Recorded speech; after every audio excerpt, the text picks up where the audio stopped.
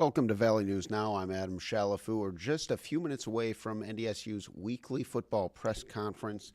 The Bison now 1-1 after a Week 1 loss in Boulder, Colorado to the Buffaloes, followed by a dominant 52-3 win at home over Tennessee State. Next, they prepare for a road game at East Tennessee State. Coach Polasek's press conference is slated to start at 1:30. Stand by, and we'll bring you live coverage from the press conference.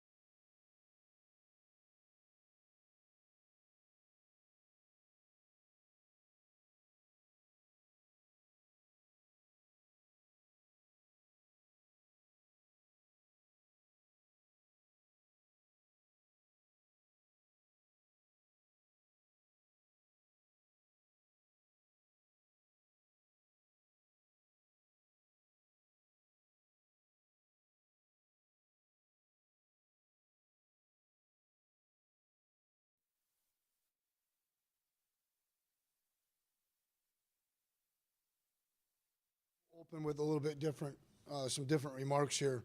Over the weekend, we had an NDSU football player, a team member, make a very poor decision, very bad decision. Jaden Pickett, linebacker, has been dismissed from the team.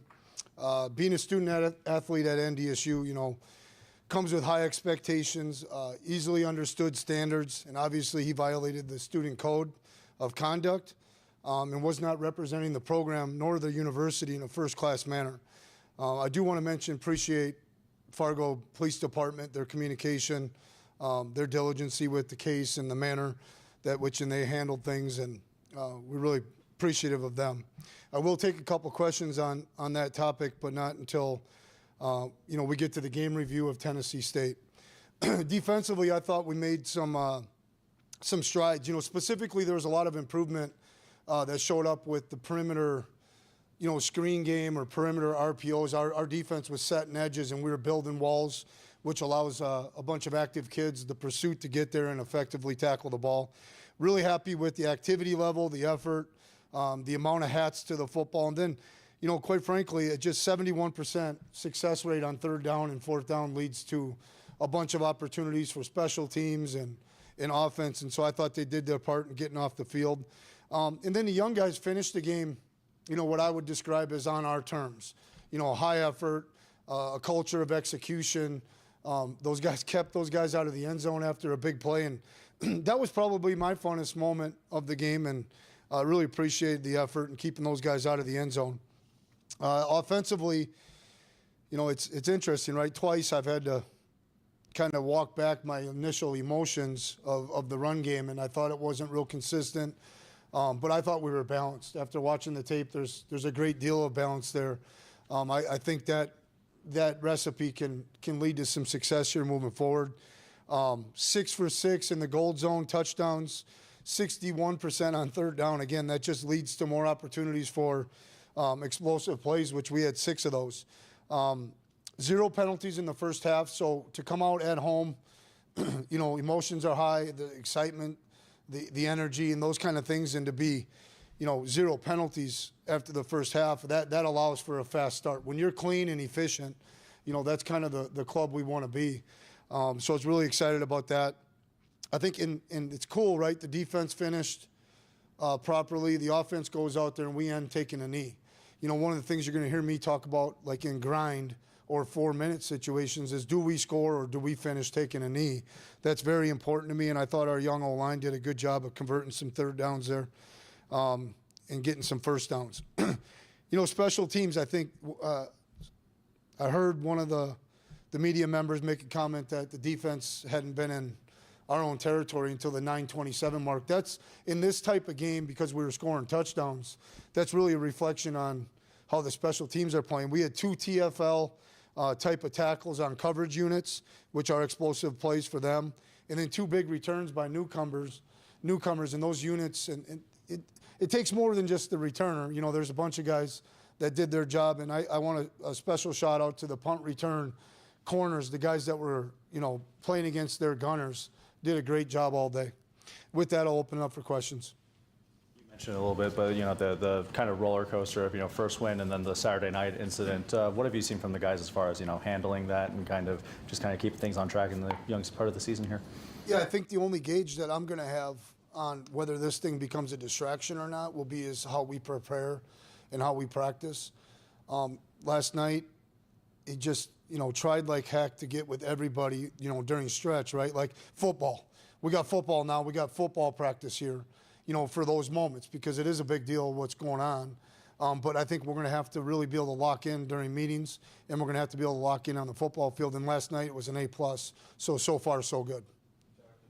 Not rotating for the sake of rotating on the D-line, but with kind of the depth you had, is it kind of hard not to sometimes? I'm trying to stay out of these really talented coaches' way a little bit.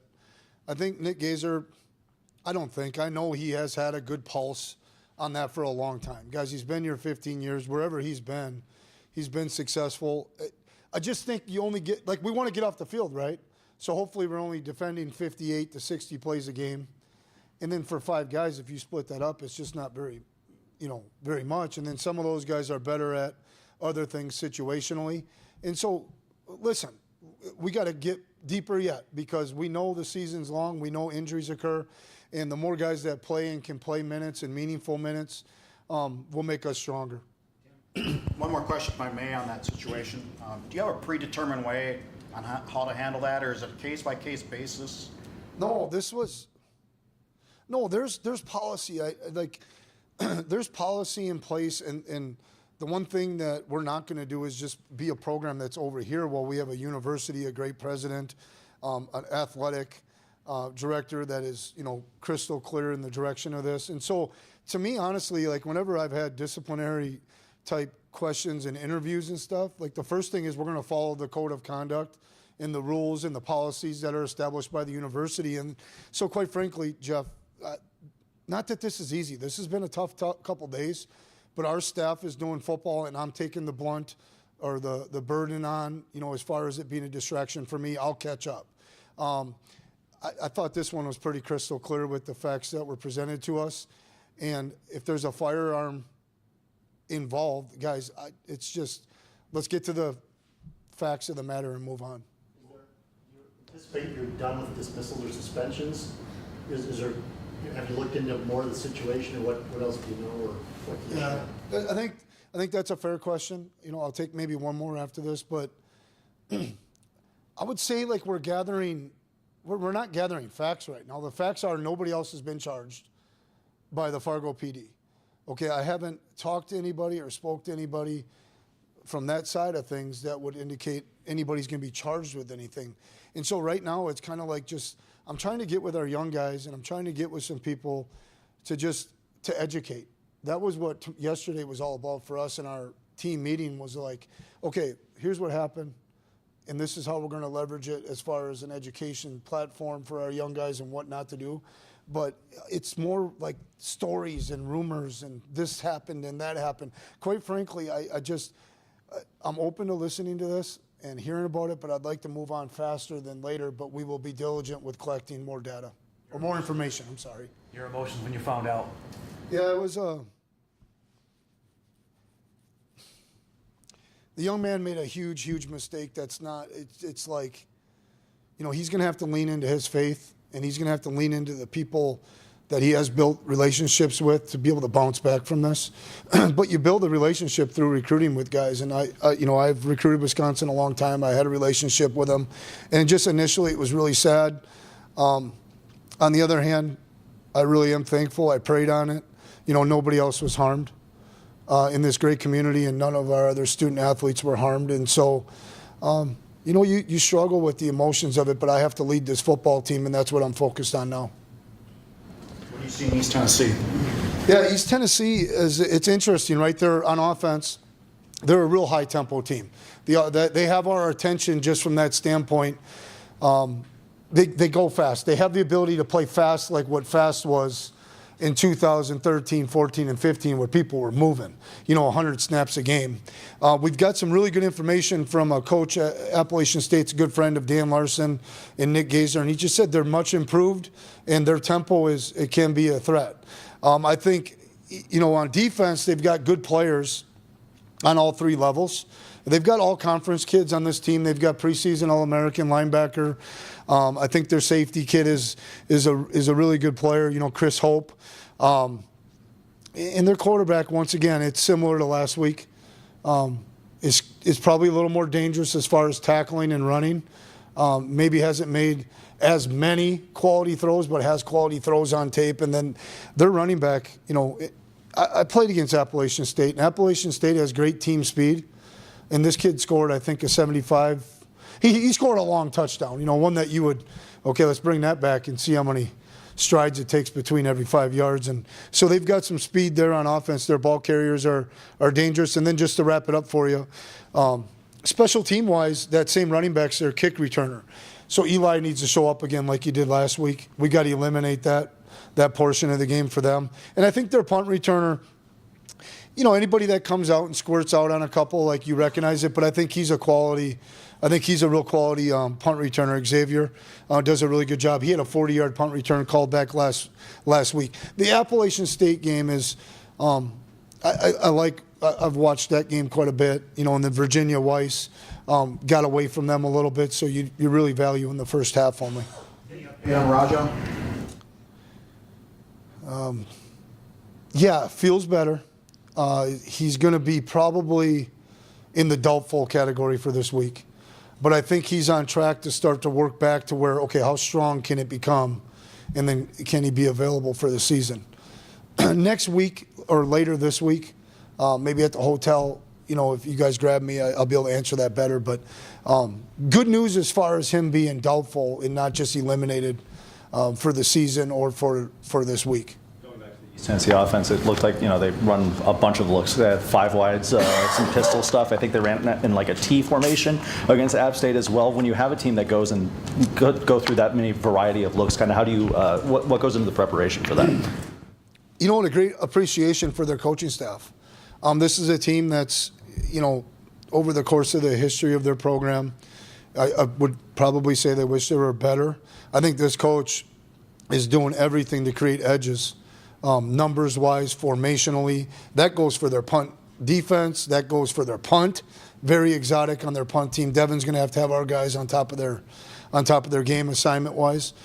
So I think he's just trying to cultivate stress on the opponent through formations. Again, making simple look really complex. And my hat goes off to him. He's doing a good job. Who are some of the young wide receivers, or what might that do with the wide receiver? They played last week. They all played last week. Williams is out there on kick return. I think he's got to play a little faster on different types of routes. John Gores, we mentioned that.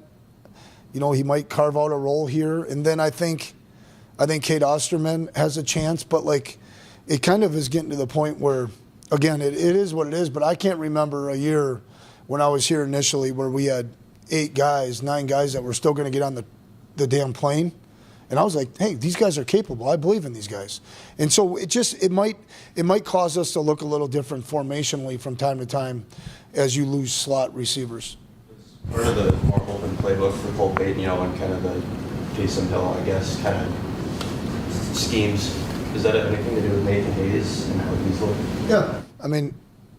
Yeah, we've referenced that, right? Like the ability to use Cole I think the backup quarterback, well, let's just get that out there, right? Like from a philosophy that I have is that you need to be too deep at quarterback. And it's been proven here, all right, starting with 2015, to my knowledge, and probably there's a story out there before that. Nathan's progress and his improvement does allow some flexibility in how we would use Cole as a football player, most certainly. Is there, like in all your linebackers, and Grant's talked about it for a month, is there like enough basketballs to go around? You know what I mean? Is there enough plays out there for these guys? Jeff, don't give me something else to worry about, right? Like, but I do think Alta Peter's coming on.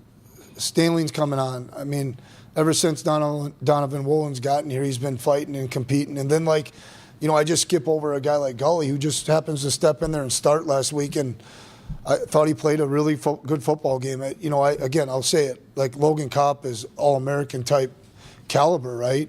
But Gully goes in there and performs at a really high level. Grant's done a really good job. That starts with recruiting, and then it starts with, you know, teaching in the room. And yeah, sometimes you wish you had more plays to play so everybody's happy about their playing time. But those guys show up and just like Alta Peter and Nathaniel just run to the ball every day and just do their job, and they're hardworking guys. And maybe the story will be, hey, here's two guys that kind of waited their turns, played special teams, were backup roles, and look what they're doing now. You know, that's going to be pretty cool. What's a guy like Woolen do? I know it's early in his career, but just the 6'4" frame, maybe a little different than some of the other linebackers. When you get a guy like that, how does that change that spot with what he can do? Yeah, I think range is important in zone coverages. Length, right? Like, I remember being at the Tennessee Titans, the Texans practice when they had J.J. Watt, a couple other edge players. It was really remarkable, and I was standing back there, and they were doing a drill, a zone cover drill, and they were putting their arms out, and it was like their length. So Donovan's length alone, you know, really helps him to be a threat on tip balls, to get balls tipped. Seam balls he has caused balls to be thrown high, and then I think his length also and his speed helps him to be a good man coverage player, and he's got to improve there yet. You know, I think he got beat once in the game in a man coverage situation, but I think, you know, those God-given tools are something that if he leverages with hard work and football IQ, he can capitalize. He's a promising prospect. Speaking of Kopp, do you expect him and Kubitz to be available? You know, it was interesting. You know, we notice things as coaches, right? But like Kopp is running out to the first play of defense last night, and I said, well, maybe a little extra motivation. You know, leg feels a little better. No, Logan's such a tough kid, and I think he did a really good job with rehab, and he looks to be back. Kubitz is probable. Then you're going to a new spot that NDSU hasn't been before, the challenges that present itself there with a new location. Well, I think right off the bat, you know, 5:30 Eastern kickoff, you know, a time zone change. It's one time zone, so that's not a big deal. I've been part of going to Hawaii now and then Yukon from the Mountain West. Those things are a challenge. It could be some weather, but I like a good old-fashioned mutter, Donnybrook type deal if we have to get into that kind of battle. We practiced a little bit with a wet ball yesterday. Friday, Saturday, Sunday, some weather in the forecast. No, I think it's exciting, right, to go to a different region and for our brand to, you know, the intent is to show up and play to the standard and for people to see that. I'm excited. And their stadium's fairly new, and so hopefully that'll be something that's, you know, a good environment. That part of the country, is it speed? What kind of football players around that part of the country is it? Yeah, Coach George last week, you know, Eddie, you know, he had mentioned, I said, hey, where do you guys recruit? And they're real conscious of staying in a 250-mile radius for in-state tuition and so forth. Yeah, there's good skill. You know, Memphis. I'm not real familiar with Tennessee overall. I've never really been there, but I know the neighboring states have all produced a lot of good football players, and so they're in a pretty good region that way. I'm not quite sure. I haven't investigated their roster to see like where they're going to get guys. I don't do that on a regular basis, but I have been around some Memphis kids, and really good skill comes out of there. Chris Harris had a catch in the opener a couple last week, kind of a veteran guy getting some. What have you seen from him? Yeah, you know, he's probably one that hasn't quite had an opportunity. Okay, what is going to be, you know, his flavor, right? Is he a down the field threat? Is he a jump ball guy? Is he a possession guy? If we were going to label these guys. But I think with Chris, it always comes back to, it always starts with his willingness for 2 years or whatever to be a walk-on, to come up here from Texas. He's a very, very good human being. He's an outstanding person, works really hard. He's just a great teammate. But I think it always kind of starts with special teams for him. And so he's doing a good job. I'd like to see him get an opportunity where he gets a chance to break a tackle or make a big play, and then I maybe could answer that question a little better. Their coach was raving about Cam in his weekly press conference. I know we talk about him every time we're with you, but what's the next step for Cam? He's got, 10 regular season games left. Is there still more there that you guys can pull out of him, or something you can add to his plate, or what? Yeah, I try to find 8 or 9 situations a day where Cam needs to be quicker, process it quicker. What'd you see so I think just processing really fast, believing in what he sees pre-snap, and then moving through progressions quicker and quicker, because when he does that, that provides run after catch opportunities, right? The quicker we can anticipate in zone coverage. I'd like to see him capitalize this weekend. He's going to have a shot or two. I'll forecast something. I think he'll have a shot or two to make a difference in the run game with a check or two. This outfit is a high pressure. If we put blood in the water, you can anticipate blitz coming nonstop. Okay, and it comes down to are we prepared enough to recognize, blitzes and potentially hurt the blitz with the right run call or the right play call. And I think Cam's going to have a chance to show us, is he ready to move forward with maybe some run check opportunities this week. 2 weeks, kind of what's your assessment then of Griffin MP and maybe a battle between Jake Rock and Bo Johnson? Yeah, no, Rock's ahead in that category still. I think we'll still trot those 5 out. It's interesting. Bo had 10 good moments last night, and then he just stumbles. Meaning it's not perfect. I think Griffin Empey is playing at a really high level. He's playing at a scholarship level. It's another guy I look forward to rewarding here pretty quick. Griff is tough. He's really intelligent. He really cares a lot. I like the fact that he's playing next to Gray. Gray's kind of a calming effect on him a little bit, and they work together well. Anything new in the running back room? You've said you're waiting for a guy like you see last week. Yeah, Marty has had 4 or 5, I think, runs that kind of show he can make yards when it's really tough. Barika, really good read on inside zone last week for a 20-yard run. I joked with him too. It's like, okay, can you find a way not to get tackled by one guy, on the targeting call? Those two, did a really good job, and then TK showed up with a catch. No, I don't think there's any separation yet. And I referenced the preseason a little bit now, and we take all the games really serious. We want to win them all. But I think that this window, I'd like to come out of it saying, hey, this is the guy that's, we're going to highlight tonight. This is the guy that's in the supporting cast role, and this is the guy that's in this role. And I think they're eager to keep competing. They're really supporting each other.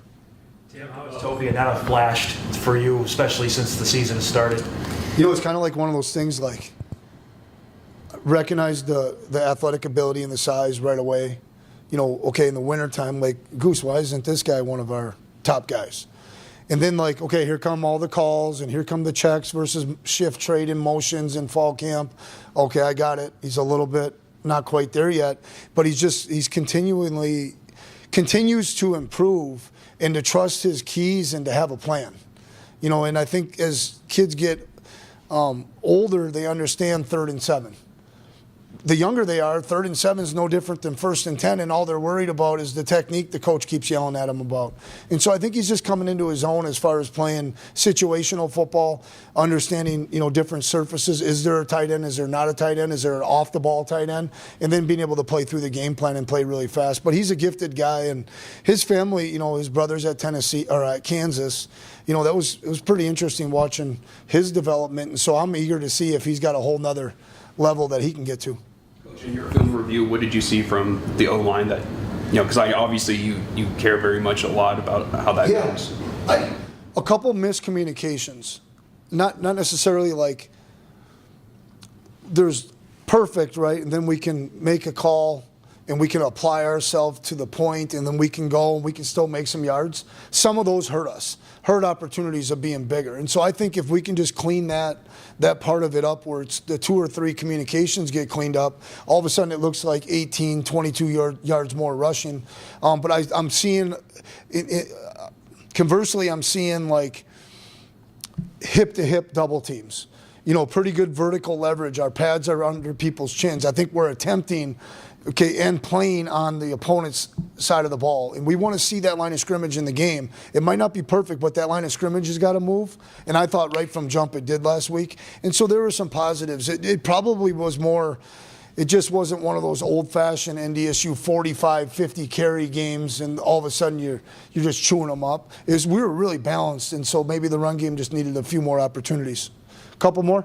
It's a big Minnesota class and the sophomore class, good talent there. How nice is it to have a group of guys that know each other from high school and are now making plays for you? Yeah, I think anytime there's the positive, the prior relationships is there's comfort. There's ability to communicate with somebody about how you're feeling and in a down day in fall camp, and to be able to reflect and say, hey, I got you. I had a good day. Tomorrow will be your day. I think it's that simple. I don't think there's anything else more to it outside of the relationships and being able to cultivate conversation and share feelings with each other. This kind of home away in the non-con, do you think that's kind of beneficial for you guys as you get ready to move into the Valley Play mirrors that same kind of pattern there? Do you think it's beneficial for you guys to get that kind of travel routine in early? I've never paid attention to it until it's bad. And you guys will have to correct me, but what year was it, 06 or 07, where we had away, home, away? Yeah, 07. 07 is like one of my favorite years because, man, we handled that beautifully that year. Those are challenges, but at the same time, you're able to establish a routine. And so our guys, okay, it'd be great to be hitting a home game and repeating all the things that we did again so that it becomes, routine. That's probably the only negative to it. Whoever's on our schedule, wherever they're playing, whatever the weather, bring on the competition, and we'll play anybody, anywhere, anytime. Using a nickel package, is there a slot corner you would have in mind who you would feel comfortable with in that position? It's been Shep. Yeah, we must have not played very much nickel last week. He played against Colorado quite a bit. Right now, nickel would be 3 corners on the field. Is that what you asked? Yeah. Yep. Otherwise, when we get Crumby back, he would also be under consideration. All right, guys, thank you. I appreciate it.